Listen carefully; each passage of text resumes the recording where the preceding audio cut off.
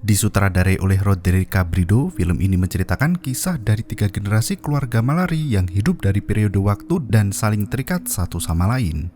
Kisah ini sebagian fiktif dan sebagian adegan diambil dari kejadian nyata. Terinspirasi dari peristiwa nyata Romo Juan Severino Malari, seorang pendeta paroki pada tahun 1800-an yang membunuh 57 orang sebelum akhirnya tertangkap. Ia menjadi pembunuh berantai Filipina pertama dan satu-satunya yang tercatat 50 tahun sebelum kasus Jack the Ripper. Ternyata motif sang pendeta melakukan pembunuhan keji itu tak lain adalah untuk membantu menyembuhkan penyakit sang ibu.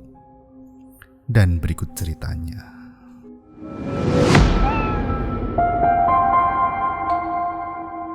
Tepatnya di tahun 1982, malam itu seorang wanita membawa anaknya Ponce untuk bergegas pergi dari kota demi mencari sesuap nasi. Ia berjalan cepat setelah mencuri tempat lilin di Don Diego. Saat hendak melakukan perjalanan, seorang pria misterius muncul dari belakang dan mengejutkan mereka berdua. Ibu tersenyum tipis sembari menyapa sang pastor yang menghampirinya. Wanita itu langsung membuka keranjang kue untuk memberikan makanan yang sengaja dibawa sebagai bekal perjalanan. Ponce yang bermain sendirian tak menyadari jika nyawa ibunya dalam bahaya. Menyadari ibu tak kunjung berjalan, anak itu menyusul ke tempat semula. Ternyata Pastor Severino membunuh wanita itu hingga membuat si kecil Ponce lari ketakutan. Anak itu hanya bisa bersembunyi di balik semak belukar, tak tahu harus minta tolong pada siapa. Meski wanita itu belum sepenuhnya mati, Severino dengan mantap membelah isi perutnya hingga terdengar suara memekik dari kerongkongan si wanita. Ponce berusaha untuk menahan tangis dari mulutnya hingga sang pastor melenggang pergi di depan mata. Severino mendekati anak itu seraya berkata jika ibu sangat menyayangi Ponce, dan film pun dimulai. Ratusan tahun berlalu, 2 generasi Severino masih hidup di tahun modern dan bekerja sebagai dokter di rumah sakit bernama Jonathan. Pagi itu, ia sengaja menyiapkan kejutan untuk melamar kekasihnya, Agnes Salvador, yang juga merupakan dokter muda di sana. Jonathan bertekuk lutut di hadapan sang pujaan hati untuk memberi cincin pertanda setuju. Setelah beberapa saat terdiam, akhirnya Agnes pun menerima lamaran dari kekasihnya itu. Kenangan bahagia itu hanya bisa dikenang dalam ingatan, di mana Agnes kini terbaring lemah di atas ranjang rumah sakit karena terserang penyakit misterius yang tak bisa disembuhkan. Bahkan semua dokter yang menangani berkata jika Agnes hanya bisa menunggu kematian. Agnes justru berkata ada seseorang yang melakukan semua itu padanya. Jonathan memastikan bahwa Agnes akan tetap hidup dan panjang umur. Ia menunjukkan isi dalam tas yang ternyata Jonathan terbangun di tengah perjalanan menuju ke kampung halaman. Semenjak Agnes jatuh sakit, Jonathan sering bermimpi buruk tentang potongan tubuh manusia yang membusuk dan bahkan berjamur. Lukas yang duduk di bangku kemudi berusaha menenangkan hati Jonathan dan berkata bahwa Agnes akan segera pulih atas kehendak Tuhan. Lukas menyarankan agar Jonathan melakukan pengurapan untuk mendoakan keselamatan tunangannya itu. Sebagai seorang diaken, Lukas tak bisa mengurapi orang sakit, namun ia bisa mendoakan. Sesampainya di Kabupaten Magalang yang terletak di Provinsi Pampanga, Jonathan melihat seorang anak bermain sendirian di tepi jalan yang meringis saat menatapnya. Tempat itu kini terkenal sebagai sebutan kota terlantar karena banyak warga yang merantau keluar kota. Amal sibuk berbincang dengan tetangganya di depan rumah. Melihat mobil Jonathan sudah dekat, Amal langsung memanggil Bibi Mes untuk ikut menyambut kedatangan mereka. Anehnya, Bibi Mes memberi tanda untuk tidak ikut bertemu Jonathan dan melenggang pergi begitu saja. Terpaksa, Amal menemui Jonathan dan Lukas sendirian untuk membawa mereka ke rumah orang tua. Sesampainya di sana, tempat itu tampak sangat usang dan tak terawat. Rumah kuno itu dibangun sejak tahun 1800-an dan kini hendak dilelang oleh bank. Jonathan sengaja pulang ke kampung halaman untuk mencari sesuatu sebelum rumahnya disita. Lukas sendiri tak tahu apa yang hendak dicari oleh dokter muda itu. Jonathan berkeliling rumah hingga sampai di tepi sungai. Ia mulai mendengar suara misterius yang berteriak dari kejauhan.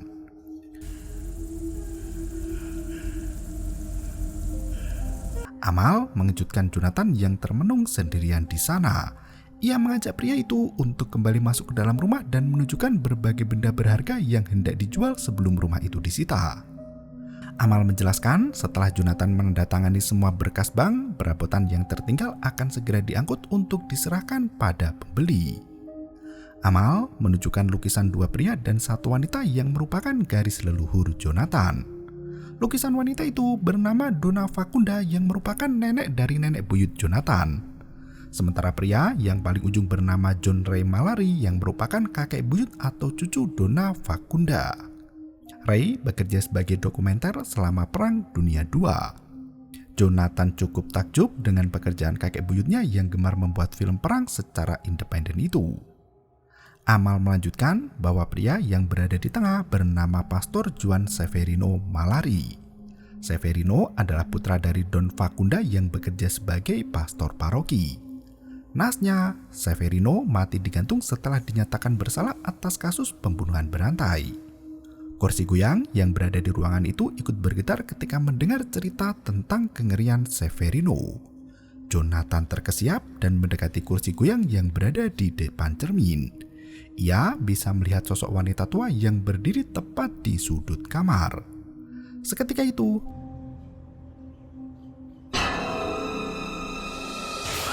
Lucas berteriak jika ia menemukan proyektor tua milik John Ray Mallory di tahun 1946.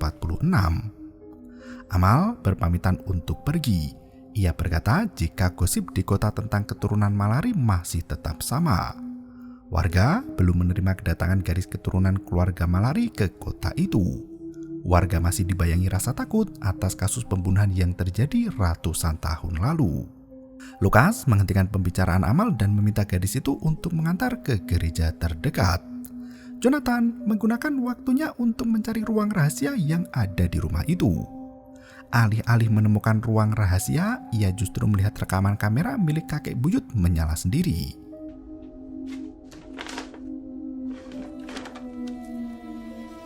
Di tempat lain, Didi menemui pastor di gereja untuk melakukan pengakuan dosa.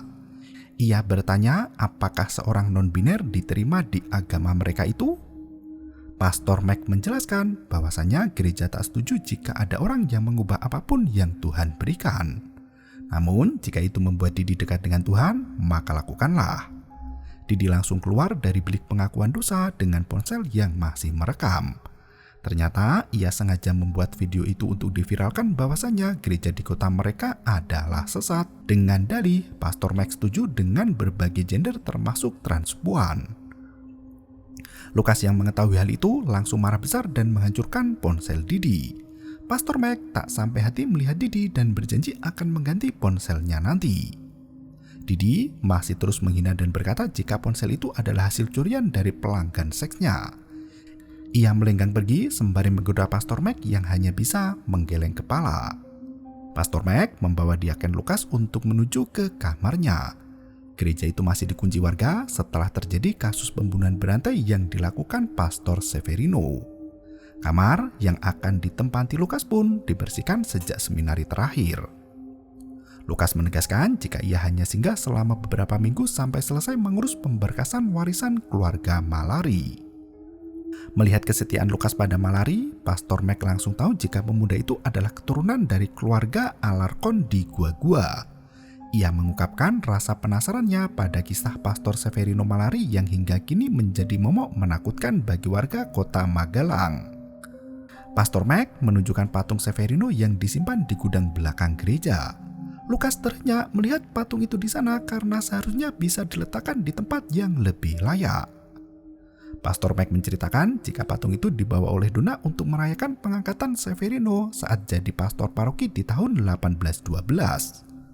Severino adalah satu-satunya pastor yang membunuh 57 orang hingga banyak di antara korban tak bisa ditemukan. Dari rumor yang beredar di gereja, Pastor Severino hanya membunuh penjahat yang gemar mencuri, merampok, dan tuan tanah yang kejam. Melihat langit sudah gelap, Pastor Mac melenggang pergi untuk membunyikan lonceng gereja. Lukas bergumam tepat di hadapan patung Severino menanyakan apa yang sebenarnya terjadi di masa lalu. Paano nagsimula ang lahat? Saat malam semakin gelap, Didi melakukan pekerjaan seks online-nya dengan pria di video call. Ia melakukan pekerjaan itu menggunakan ponsel baru yang dibelikan Pastor Mac. Sembari menunjukkan pose seksinya, Didi mencari tempat yang bisa leluasa telanjang. Pria yang berbicara dengan Didi justru terkejut melihat sosok manusia yang berdiri tepat di belakang Didi. Ternyata,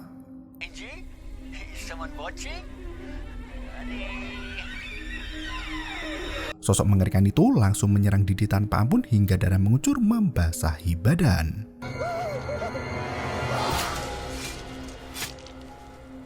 Adegan melesat jauh ke tahun 1912 di mana kota Magalan masih tidak terlalu ramai seperti saat ini. Donna Fakunda membawa patung anaknya untuk diletakkan di gereja setelah ditetapkan sebagai pastor paroki di sana. Begitu sampai gereja, Severino langsung menyambut kedatangan ibunya dengan pelukan hangat. Severino memperkenalkan kepala pelayan di gereja yang mengabdikan diri pada keluarga Malari di seumur hidupnya bernama Maria Capa. Severino memamerkan patung Santo Bartolomeus atau dikenal sebagai Santo Pelindung yang merupakan rasul favorit ibunya. Donna bercerita bahwa Santo Bartolomeus senantiasa membawa parang karena dulu ia gemar menebas bidat sesat dari Armenia sampai ke India. Para musuh yang geram mengulitinya hidup-hidup hingga wajahnya terlihat menyeramkan. Donna pun menari di depan patung Santo Pelindung dengan membawa 2 lilin di tangannya.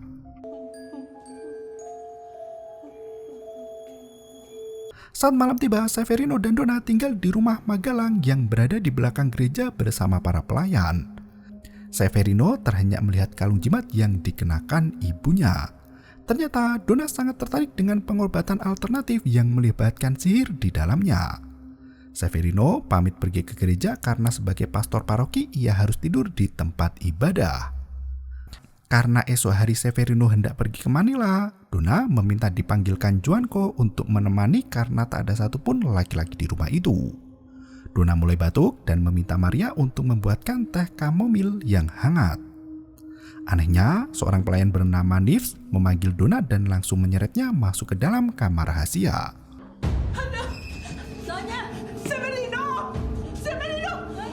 Adegan kembali di tahun 2023, di mana malam itu Jonathan masih sibuk menyaksikan rekaman video bersama Agnes saat masih sehat dulu. Ia sangat mendambakan untuk bisa bersama Agnes di sepanjang hidupnya. Tak berselang lama, Amal menelpon untuk mengingatkan jika di atas meja sudah dibuatkan masakan berupa abu dokata dan jangkrik goreng. Tanpa rasa bersalah, Amal langsung mematikan teleponnya berharap Jonathan mau menyantap sajian malam itu. Sebagai dokter, Jonathan memilih untuk memasak sendiri makanan lain yang sesuai dengan seleranya. Ia membuka rak kabinet untuk mencari persediaan makanan lainnya. Tanpa disadari, sosok arwah mengerikan berdiri tepat di belakang pria itu.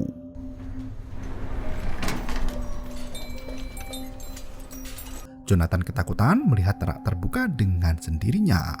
Saat ia hendak pergi, lemari piring di dapur itu terjatuh menghalangi langkahnya. Jonathan sampai terjungkal ke lantai di mana pisau yang menggantung terjatuh mengenai tubuhnya.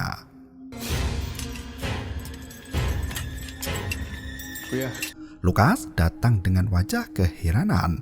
Ternyata kejadian itu hanya terjadi dalam pikiran Jonathan semata. Pisau dan lemari sama sekali tak menyentuh tubuhnya. Lukas sengaja datang di malam itu untuk memperbaiki proyektor yang rusak. Setelah berhasil memperbaikinya, ia melihat video Ray yang merupakan pembuat film independen di masa Perang Dunia II. Kakek buyut Jonathan itu terlihat sangat mirip dengannya namun di tahun 1948. Ia turut menjadi saksi saat Letnan Jenderal Kawabe datang ke Yashima untuk melakukan misi penyerahan. Di sela-sela video itu, Ray menuangkan pesan yang bersangkutan pada keluarganya. Ia mengaku sering melihat banyak hal aneh di dalam keluarga. Ia sangat berharap untuk bisa menguak misteri keluarga Malari.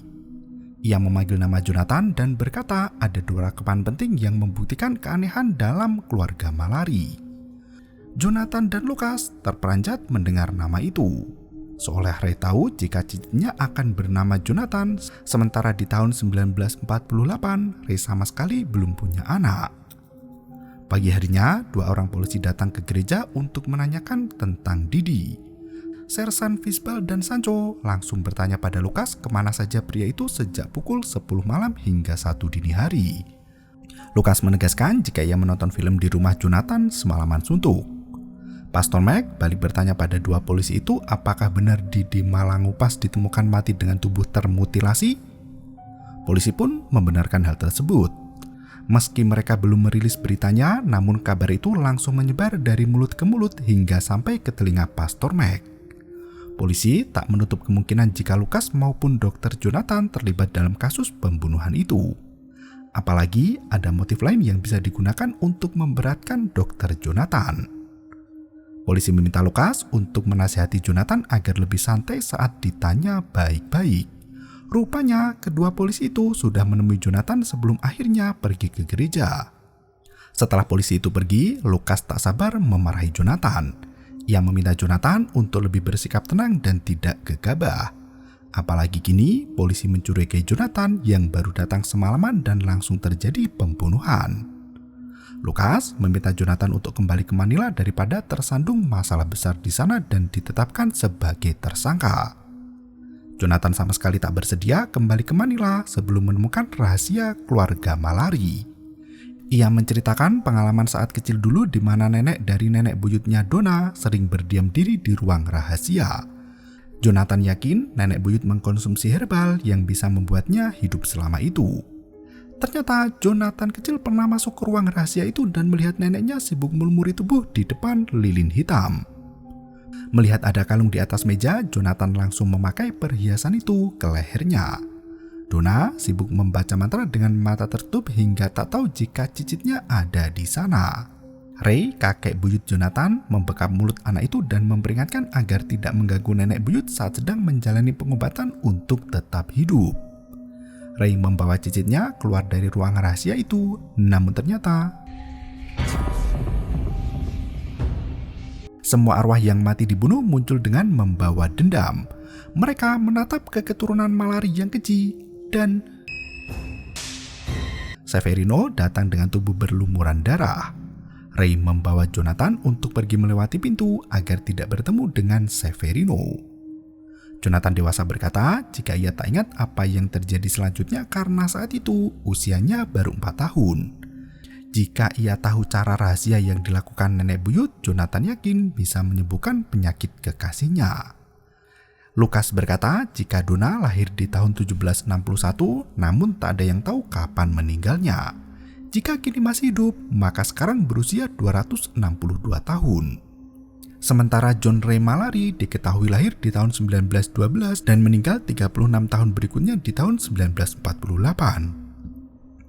Lukas meragukan pengalaman masa kecil Jonathan dan menganggap itu sebagai halusinasi anak kecil semata. Apalagi saat Jonathan kecil, usia kakek Ray seharusnya sudah 100 tahun lebih.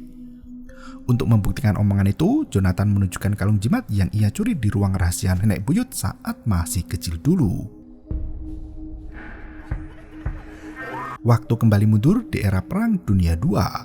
Ray mendokumentasikan kondisi Filipina pasca perang, tepatnya tragedi Aswang yang menelan banyak korban jiwa.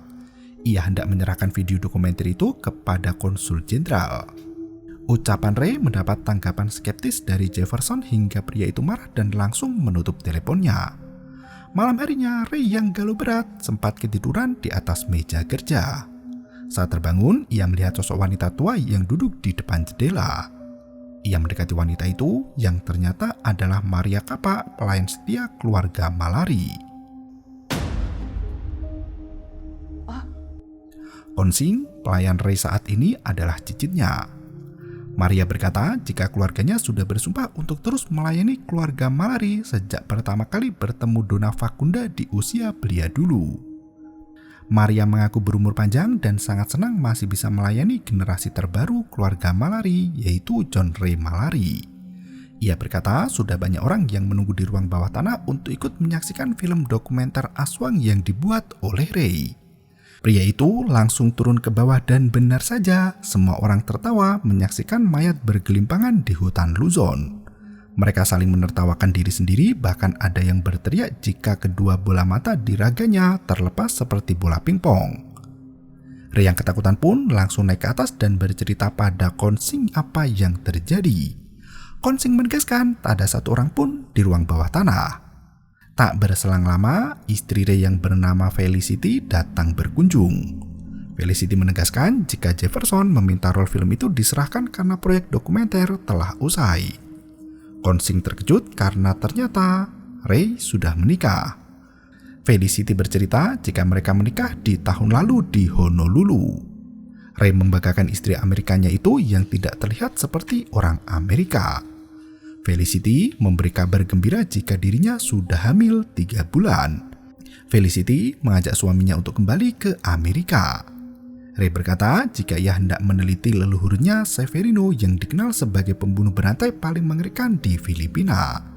Ray menegaskan hingga saat ini terjadi pembunuhan aneh yang pelakunya belum diketahui. Terlebih lagi, Severino sudah mati digantung ratusan tahun yang lalu. Felicity sama sekali tak peduli dan ia memberi waktu 3 hari untuk kembali ke Amerika bersama Ray atau jika tidak mereka akan bercerai. Di malam harinya, saat semua orang sudah tertidur lelap, terdengar suara Donna Fakunda yang sibuk membaca mantra. Ray bermimpi melihat Jonathan masuk ke ruang rahasia nenek buyut. Ternyata ingatan Jonathan tentang masa lalu adalah benar di mana Ray dan Jonathan bisa melintasi waktu. Severino masuk ke dalam rumah dengan tubuh berlumuran darah. Ray yang bersembunyi bersama Jonathan berkata jika ia datang dari tahun 1948, sementara Jonathan datang dari tahun 1990. Ray menegaskan bahwa di keluarga Malari ada yang bisa melintasi waktu melalui mimpi seperti yang dialaminya dan juga Jonathan. Severino mendengar suara dari tempat persembunyian mereka dan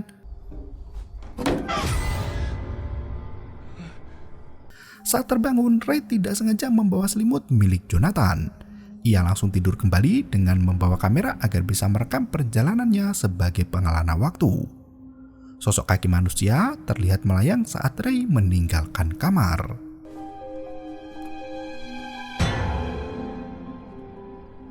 Pagi harinya di tahun 2023, Jonathan sibuk menghubungi ponsel Agnes yang tak juga mendapat jawaban. Ia berkunjung ke makam di samping gereja hingga melihat sosok pria yang mengenakan jubah pastor. Ternyata, sosok pria itu berdiri tepat di depan makam John Ray Malari. Pastor Mac melihat Jonathan ketakutan sambil berlari menjauhi kuburan. Ia berkata makam itu adalah tempat bagi mereka yang tidak diampuni Tuhan, yaitu korban budir atau pembunuhan sebelum Konsili Vatikan kedua. Dari arsip pemakaman ditemukan bahwa Felicity meminta John Ray untuk dikuburkan di sana. Pastor Mac memberikan arsip itu kepada Jonathan dan melenggang pergi untuk merawat tanaman. Lucas mulai khawatir dengan kesehatan mental Jonathan yang seperti terganggu. Melihat sang dokter muda berdiri di sana, seorang tetangga berkata jika anaknya Linggit baru saja izin pamit untuk pergi belajar ke rumah dokter Jonathan. Ternyata Linggit bersama teman-temannya sedang melakukan tur horor ke rumah angker yang digagas oleh Amal. Gadis itu menarik uang tiket untuk semua anak yang ikut menjelajah isi rumah Jonathan. Ia bahkan berkata jika rumah itu disinggahi oleh banyak hantu. Linggit yang berjalan terpisah melihat satu pintu rahasia yang terbuka. Gadis kecil itu langsung masuk ke dalam ruangan tanpa mengetahui bahaya di depannya. Di waktu yang sama, anak laki-laki melihat patung berselimut kain putih yang terlihat bernafas. Ia membuka kain putih itu dan anak itu langsung bercerita pada Amal jika ada hantu bersembunyi di balik kain putih. Amal menyibakkan kain putih lainnya yang hanya berisi patung manusia. Linggit yang masih ke ruang rahasia mulai melihat sosok anak kecil yang duduk di pojokan.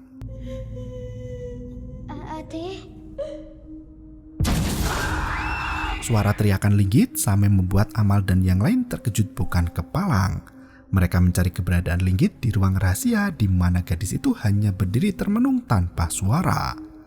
Amal membujuk gadis itu untuk segera pulang dan menarik pundak Linggit. Tiba-tiba, Uy, linggit, tara na nga. Teriakan mereka langsung mendapat perhatian dari polisi setempat. Ayah Linggit bersama Jonathan dan Lukas pun ikut datang memeriksa.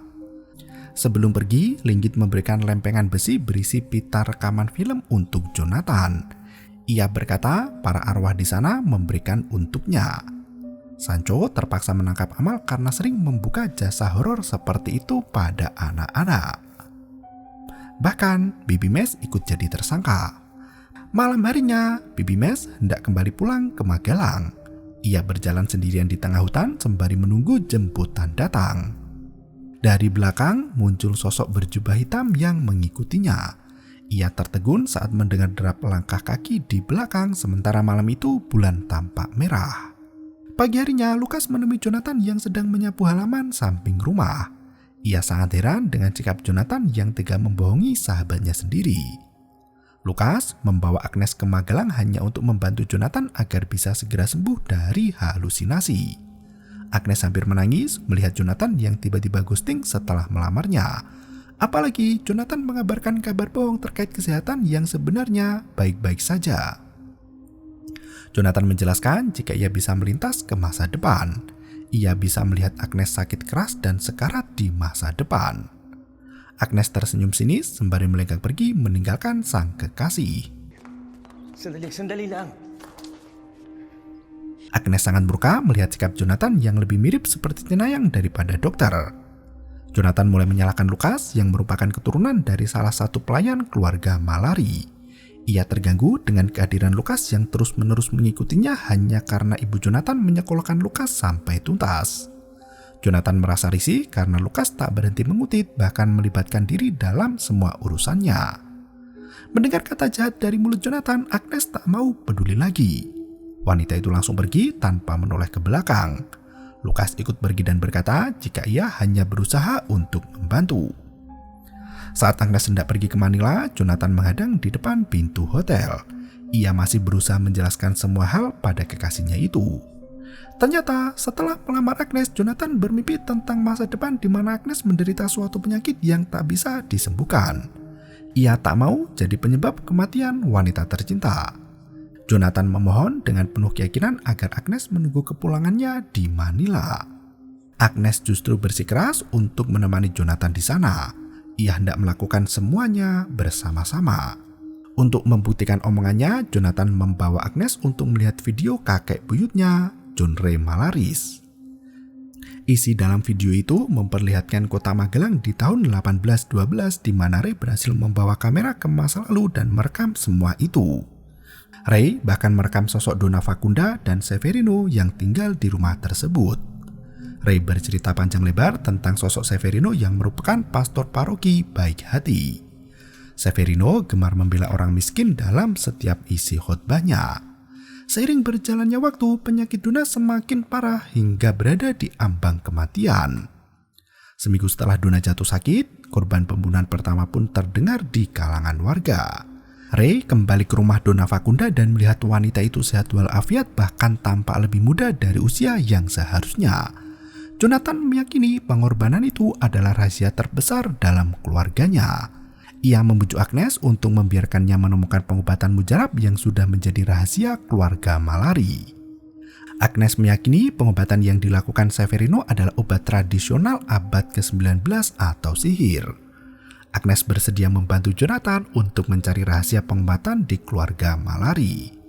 Namun sebelum itu, ia harus kembali ke Manila untuk mengurus izin cuti dan mengatur dokter pengganti. Ia meminta Jonathan untuk menemukan rekaman selanjutnya dari film dokumenter Kakek Buyut. Adegan kembali ke tahun 1812 di mana Severino berdiri di podium untuk membacakan khotbah. Ia selalu mengingatkan para jemaat untuk senantiasa berperilaku baik pada sesama. Ray yang bisa melintasi waktu sudah berada di gereja tua itu dengan membawa keranjang yang di dalamnya ada perekam video. Selesai khutbah, Severino mendapat tamu tak diundang yaitu Tuan Ruiz Mayor yang merupakan pemilik tuan tanah kaya raya. Pria kaya itu tak terima dengan isi khutbah Severino yang terkesan membela rakyat miskin. Severino menegaskan jika perbuatan keji tetaplah berdosa meski dilakukan pada pekerjanya sendiri. Ruiz Mayor terkenal sering berbuat kasar dan membiarkan para pekerja kelaparan. Pria itu bahkan memperkosa putri dari salah satu petani di ladang miliknya. Ruiz Mayor tak mau mengakui semua kesalahan itu dan berbalik menuduh Severino bahwa Maria Kapak tengah merawat monster.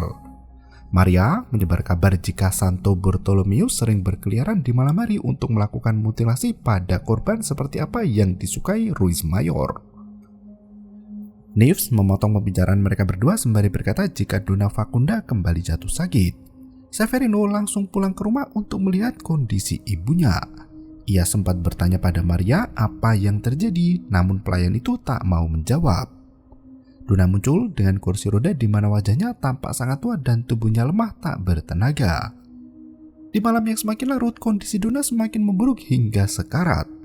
Maria menjelaskan jika wanita itu terkena kutukan sihir dari orang yang membenci khotbah Severino. Maria meminta sang pastor untuk membunuh orang lain agar Donna tetap hidup. Maria menegaskan jika Severino harus melakukan tugas Santo Bartolomeus yang membunuh para pendosa di malam hari. Donna harus diberi makan dengan organ manusia hingga tak ingat apapun setelahnya. Severino menangis di depan Santo Bartolomeus. Ia meyakini bahwa membunuh adalah perbuatan dosa besar. Ia sendiri tak mau membunuh seperti yang diamanatkan oleh Maria. Tiba-tiba sesosok iblis muncul di hadapan pastor dengan bujuk rayunya. Ia berkata bahwa membunuh adalah cara Severino untuk menyelamatkan ibunya dari kematian.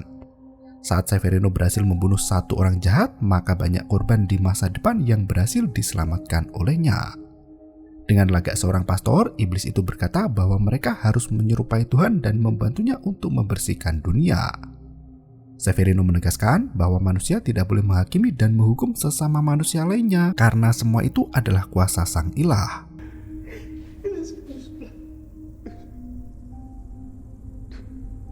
Iblis itu merubah kalimatnya dan berkata jika Severino sebenarnya tidak menyayangi ibunya. Iblis memberikan pilihan bahwa Severino memang akan masuk neraka, namun ibunya tetap hidup bahagia selamanya. Si Senyor Ruiz Mayor, salot ng bayan. Ia memerintahkan Severino untuk segera membunuh Ruiz Mayor yang merupakan hama di desa mereka. Iblis itu berhasil merasuki pikiran Severino hingga keinginannya untuk membunuh tak tertahankan lagi. Di waktu yang sama, Ruiz Mayor sibuk bercinta dengan para gundiknya. Ia melenggang pergi untuk kencing sebelum bercinta agar bisa tahan lama. Karena toilet zaman itu berada terpisah dari rumah utama, Ruiz Mayor berjalan kaki membawa lentera keluar rumah hingga Severino memiliki kesempatan untuk membunuh. Setelah puas kencing, Ruiz Mayor terkejut saat kembali ke dalam kamar karena dua gundiknya telah mati dengan bersimbah darah.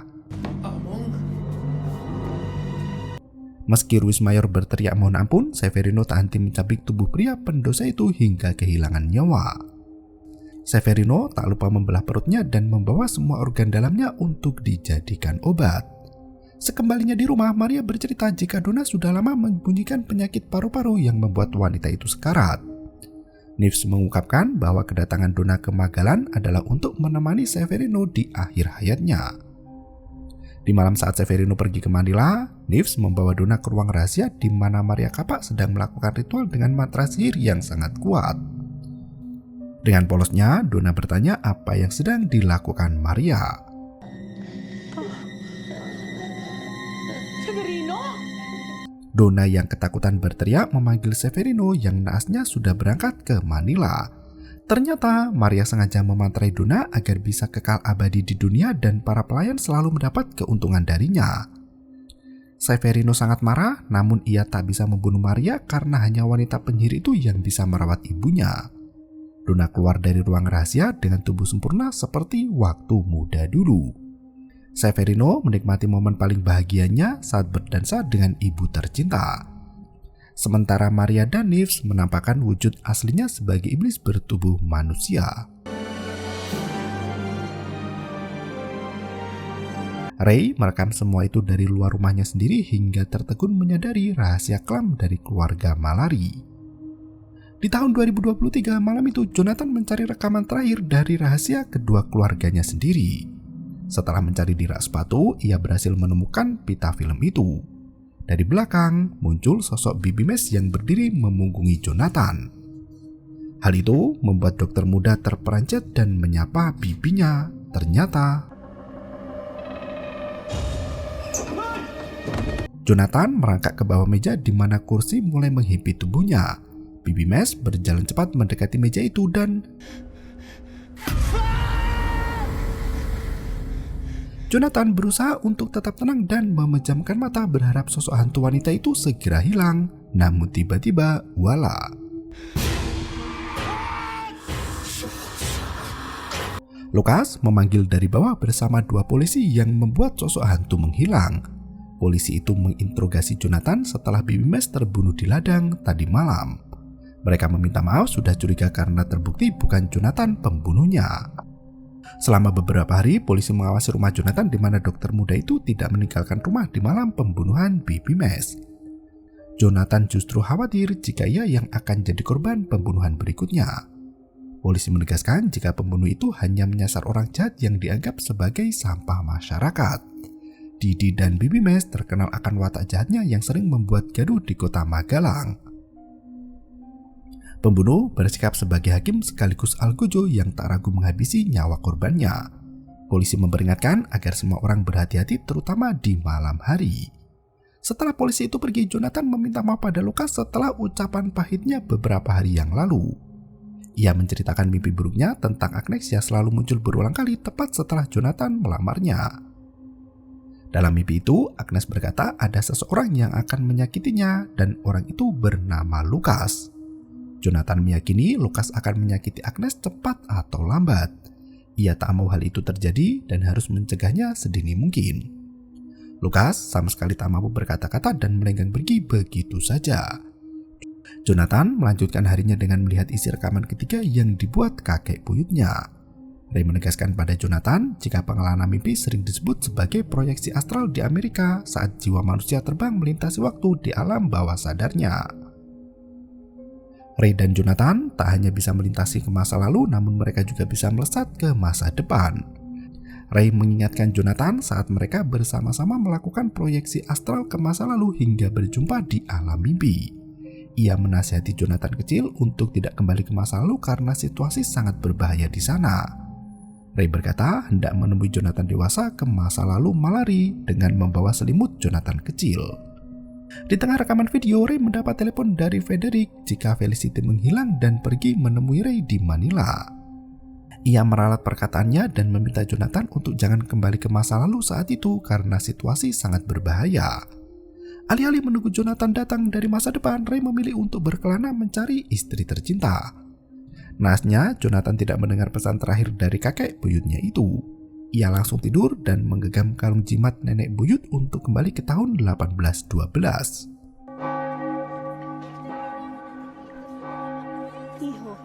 Seorang wanita membangunkan Jonathan yang tertidur di atas tanah basah.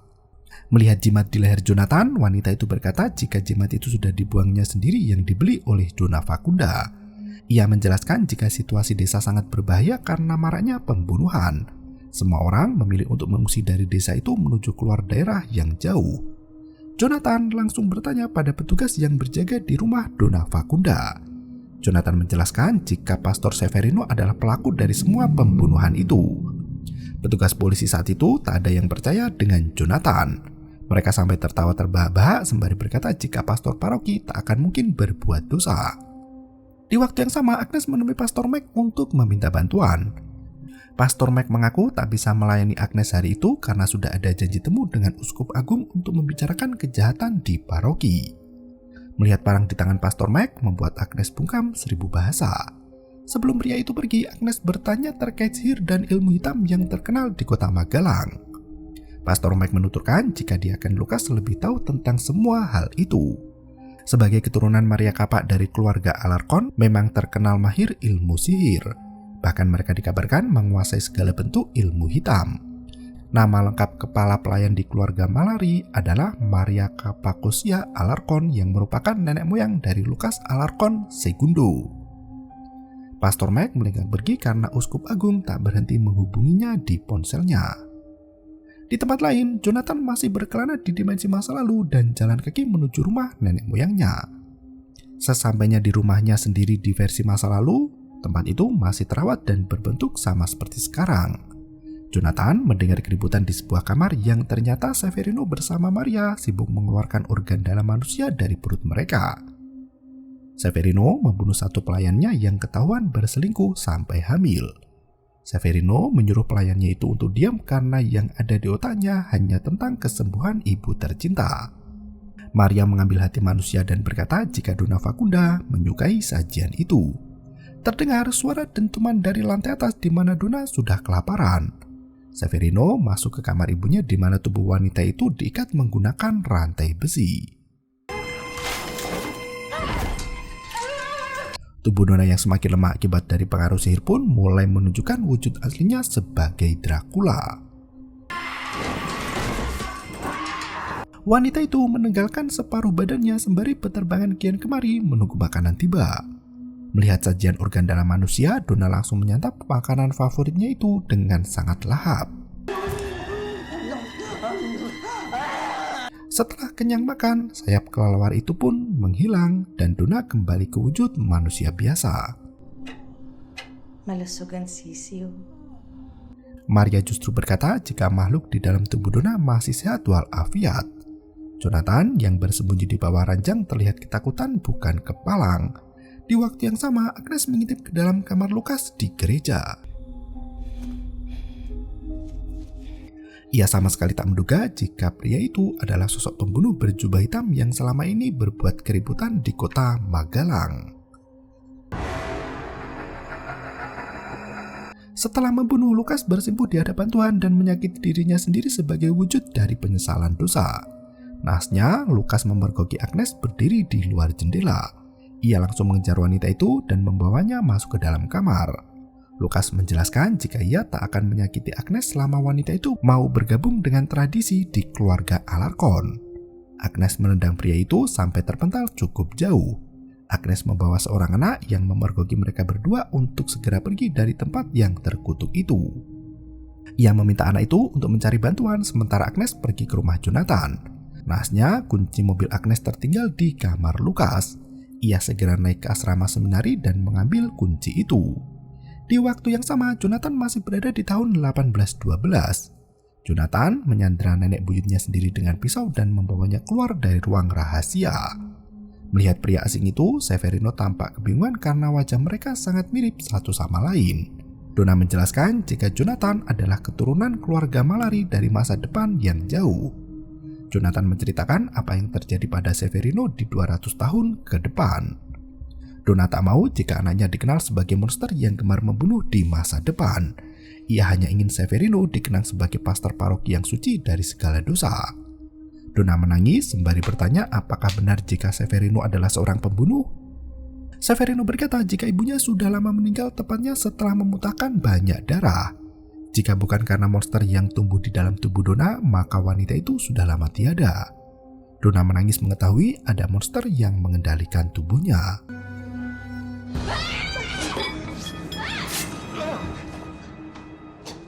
Jonathan dan Severino terlibat pertarungan sengit 1 lawan 1, sementara Donna ditahan oleh Maria yang membiarkan keturunannya saling serang.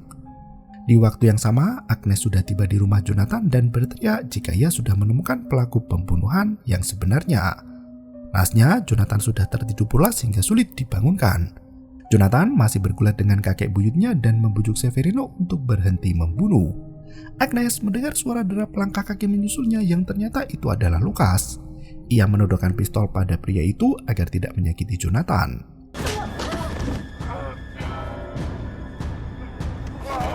Polisi masuk ke rumah Severino dengan membawa anak kecil bernama Ponce. Anak itu berteriak kencang sembari menuju ke arah Severino mengungkapkan jika pastor itu telah membunuh ibunya. Jonathan terbangun dari mimpi dan kembali ke masa depan. Ia langsung bergulat dengan Lukas yang sibuk menyakiti Agnes. Lukas mengaku di depan Jonathan jika dirinya lah yang membunuh Didi dan Bibi Mes, bahkan orang-orang di seminari. Ia meminta Jonathan untuk ikut membersihkan dunia bersamanya seperti apa yang dilakukan nenek moyang mereka dulu. Karena rumah itu hendak dirobohkan, Lukas bersikeras hendak menemukan makhluk iblis yang dimasukkan ke dalam jasad Donna Facunda. Lukas mendapat mandat dari keluarga besar untuk menjaga Jonathan dan mengembalikan sumpah perjanjian lama antar dua keluarga. Jonathan memukul wajah Lukas sampai menumpahkan darah. Lukas menegaskan bahwa makhluk itu tak akan pernah mati selama masih ada kejahatan di dunia. Ia hendak memanfaatkan makhluk itu untuk melanjutkan perjuangan Santo Bartolomeus.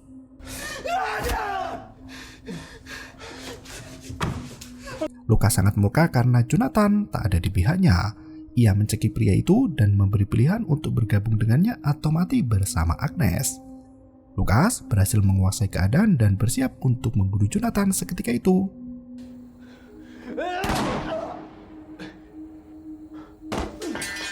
Dua tembakan yang menembus tubuh Lukas mampu menyadarkan pemuda itu dari kerasukan setan. Di masa lalu, Severino berhasil tertangkap atas kasus pembunuhan dan dibawa ke kantor polisi. Sementara Donna Facunda disembunyikan oleh Maria ke ruang ritualnya. Jonathan membangunkan Agnes yang tak sadarkan diri setelah bergulat dengan Lukas. Layar proyektor pun menyala dengan sendirinya. Sesosok wanita dewasa berkata jika dia telah menyelamatkan anak mereka. Ternyata wanita itu adalah Felicity, istri John Ray yang juga merupakan nenek buyut Jonathan sendiri. Felicity berkata jika Ray membuat pengorbanan terakhir untuk membuat generasi masa depannya terbebas dari kutukan. Ternyata malam itu setelah membuat video terakhir, Ray mencari keberadaan Felicity yang sudah sampai di dalam rumah. Ia menemukan ruang rahasia itu di mana Donna Facunda masih hidup dengan tubuh yang mengerikan. Ternyata keluarga Alarcon tidak membiarkan Donna mati begitu saja. Konsing, pelayan Ray, ada keturunan Maria Kappa yang juga melanjutkan tradisi keluarga. Pastor Severino digantung oleh keluarga Alarcon hingga Donna Facunda berhasil mencapai usia 200 tahun. Maria Kappa pun masih hidup di usia senja berkata jika Donna terlalu tua untuk bisa hidup lagi. Mereka membutuhkan Ray Malari untuk memperbarui perjanjian lama. Mereka akan mewariskan makhluk mengerikan itu ke dalam tubuh Felicity sebagai inang. Akan tetap hidup selama Ray memberinya makan organ tubuh orang jahat. Dengan seperti itu, Ray bisa melindungi warga tertindas seperti Maria dan Konsing. Felicity adalah alat untuk menundukkan Ray. Donna Facunda sampai bersimpuh dan memohon di kaki cicit tercintanya agar tubuhnya bisa mati dengan tenang. Donna berusaha melepaskan monster yang mengerikan dari tubuhnya dan Ray bersedia menjadi inang pengganti bagi makhluk bengis itu. Setelah melahap monster mengerikan itu, tubuh Donna langsung melebur seperti debu. Kini Ray adalah monster mengerikan yang akan selalu haus darah manusia jahat. Ray langsung membunuh Konsing dengan tangan kosongnya dan berubah menjadi manusia serigala yang bengis. Tak hanya membunuh pelayannya sendiri, Ray juga menghabisi nyawa Maria Kappa yang menjadi dalang dari kehancuran keluarga Malari. Untuk mengakhiri segala kutukan, Ray harus melepaskan cinta sejatinya pergi. Ia meminta Felicity untuk mengubur jasadnya hidup-hidup setelah berubah menjadi manusia serigala. Felicity pun mengubur suaminya seperti apa yang diperintahkan dan merekam video itu. Monster yang dicari Lukas selama ini ada dalam tubuh John Ray Malari dan terus hidup di bawah tanah hingga saat ini. Jonathan berusaha untuk menyelamatkan Agnes dan berteriak memanggil Amal. Mengetahui istrinya tak bisa bertahan dari kematian, Jonathan berpikir untuk memasukkan monster bengis itu ke tubuh Agnes. Saat Jonathan hendak menggali kuburan kakek buyut, ia melihat banyak arwah sudah berkumpul di dalam rumah itu.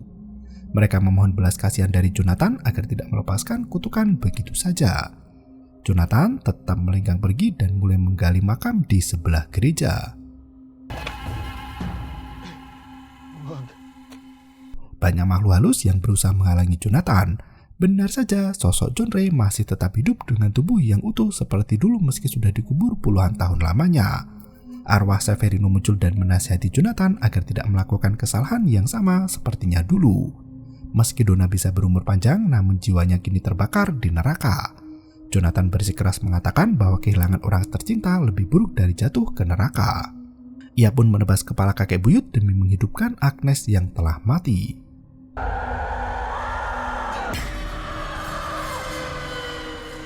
Semua mimpi Jonathan benar menjadi kenyataan. Ia meminta Agnes untuk menelan monster yang keluar dari mulut kakek buyut. Jonathan sampai menangis haru melihat pemandangan luar biasa itu. Setelah rumah disita Bang, Jonathan membeli rumah itu kembali untuk merawat Agnes di sana. Tiyo ko si Brother Lucas. Tak disangka, Amal adalah keturunan keluarga Alarcon yang siap mengabdi pada keluarga Malari. Lucas adalah paman jauhnya yang kini telah mati. Jonathan menegaskan pada Agnes bahwa mereka akan menikah di rumah itu dan punya banyak anak. Agnes menolak semua itu dan berkata jika monster tidak seharusnya punya anak. Ia kecewa dengan sikap Jonathan yang tidak membiarkan dirinya mati. Di bawah bulan purnama, Agnes sudah merasakan lapar yang sangat besar. Kini tugas Jonathan adalah untuk mencari makan dan memutilasi para korban. Pastor Juan Severino Malari adalah ahli kaligrafi yang dieksekusi atas kasus pembunuhan 57 orang di Magelang. Hingga kini, kota Magelang yang indah memiliki banyak cerita hantu yang terekam kamera. Gereja paroki asli Severino sudah tak bisa ditemukan lagi keberadaannya dan film pun berakhir. Film ini merupakan bagian dari MMF 2023 yang menyajikan kisah fiksi tentang pembunuhan berantai pertama Filipina yang terdokumentasi. Sutradara menggabungkan kisah sejarah dengan perjalanan waktu hingga trauma antar generasi yang melekat pada keturunan keluarga Malari. Arhanaska membuat film ini berbeda dari genre serupa lainnya. Dengan desain produksi yang mengagumkan, film ini menyorot latar belakang dari masing-masing karakter yang beragam dari 3 alur waktu berbeda. Alih-alih memilih penggambaran langsung dari kasus terkenal tentang pembunuh berantai, film ini menyajikan pendekatan liar yang rumit dan ambisius hingga membuat penonton tercengang di sepanjang film berjalan. Pada akhirnya, apa yang dilakukan Severino tidak bisa dibenarkan. Meski ia membunuh para penjahat demi menyelamatkan ibunya, namun semua hal itu melanggar ketentuan Tuhan. Pentingnya memiliki rasa ikhlas dalam hati lebih baik daripada obsesi yang menyesatkan. Terima kasih dan sampai jumpa. Yo, bermau itu ketarik.